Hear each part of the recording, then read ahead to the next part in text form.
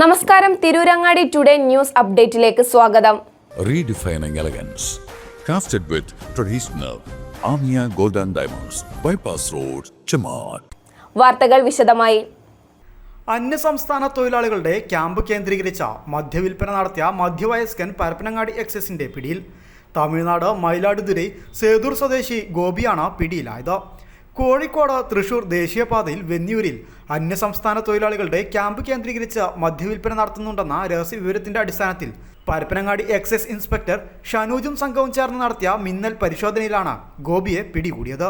പിടികൂടുന്ന സമയം ഇയാൾ ഇന്ത്യൻ നിർമ്മിത വിദേശമദ്യം വിൽപ്പന നടത്തിക്കൊണ്ടിരിക്കുകയായിരുന്നു. ഇയാളിൽ നിന്നും 9 ലിറ്റർ വിദേശമദ്യം എക്സൈസ് പിടിച്ചെടുത്തു. തുടർന്ന് ഇയാളെ അറസ്റ്റ് ചെയ്യുകയായിരുന്നു. അസിസ്റ്റന്റ് ഇൻസ്പെക്ടർമാരായ ദിനേശൻ ടി, സന്തോഷ്, അരുൺ, നിതിൻ, ദിദിൻ, രാഹുൽ രാജ, ദിഷ്നാഥ് എന്നിവർ പരിശോധനാ സംഘത്തിൽ ഉണ്ടായിരുന്നു. Parappanangadi judicial first class magistrate കോടതിയിൽ ഹാജരാക്കിയ പ്രതിയെ 14 ദിവസത്തേക്ക് റിമാൻഡ് ചെയ്തു. News bureau, Tirurangadi.